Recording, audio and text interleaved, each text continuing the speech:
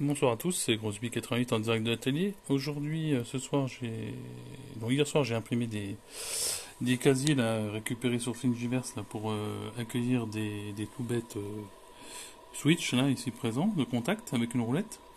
Et je les ai donc soudés avec deux fils, un COM et un NC, donc normally closed, normalement fermé, qui va me permettre de gérer les fins de course en fait. Donc j'en ai donc un en X gauche moins, un là-bas au fond en Y moins gauche, Y plus gauche et un Y moins droite. Ce qui va permettre avec cette machine de faire ce qu'on appelle un squaring automatique, c'est-à-dire que quand il va faire le homing, tu peux lui demander qu'il mette, enfin il va le faire systématiquement d'ailleurs, il va pouvoir reconnaître les deux côtés et donc gérer deux moteurs indépendamment pour remettre la machine d'équerre en position d'origine. Voilà, si jamais ça se déréglait pour X raison. Donc ça peut être pas mal, ça j'avais pas sur l'ancienne machine comme fonction. Ça c'est grâce à la carte GRBL 2.0. Et puis j'en ai posé également un X- qui sera pas, qui est pas encore câblé non plus, et X+ ici. Et puis il me reste à gérer le Z+, que je sais pas comment je vais poser là-dessus. Va falloir que je fasse un support spécifique ou que je vise sur le côté pour aller attaquer le chariot ici, je pense. Au niveau fin de course, on va arriver sur le chariot. Faut que je mette un truc en haut là, je sais pas. Bon, je n'ai pas encore réfléchi à comment je vais accrocher ça. Donc voilà, autrement donc là j'avais passé provisoirement des fils non blindés dessous la machine. Donc ça passe tout près du moteur du VFD, donc ça génère beaucoup de bruit d'électromagnétique. Donc j'ai peur que... Alors j'ai du câble blindé 2 brins. Je pense que je vais recabler ça en câble blindé pour le passer ici dans la gorge, là où il y a le dessous, ici. Et puis remonter derrière, enfin remonter devant plutôt, et venir souder là.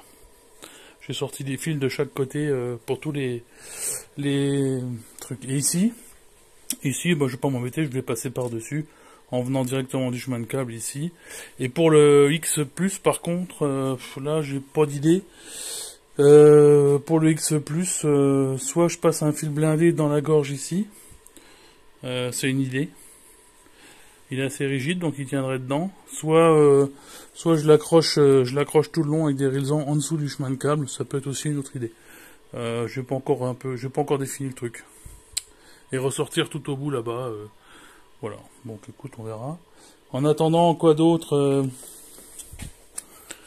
là pareil, donc j'ai la sortie par l'arrière des fils du Y moins, plus, pardon.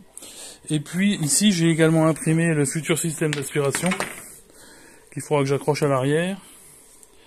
Indépendant de la hauteur de broche, ça c'est dû au travail de Gigi Onteberry sur sa Genmitsu 4060. Je me suis fortement inspiré de son travail, enfin complètement d'ailleurs, je me suis pas fait chier, il a fait les choses bien. Pourquoi recréer des choses quand il y en a qui l'ont bien fait. Donc voilà, on en est là pour aujourd'hui. Tout ça reste à mettre au point et à tester, mais bon, ça commence à sentir un peu l'usinage. J'ai hâte de connecter et de tester les fins de course. C'était le gros point faible de ma machine précédente où j'avais vraiment rien qui allait là-dessus.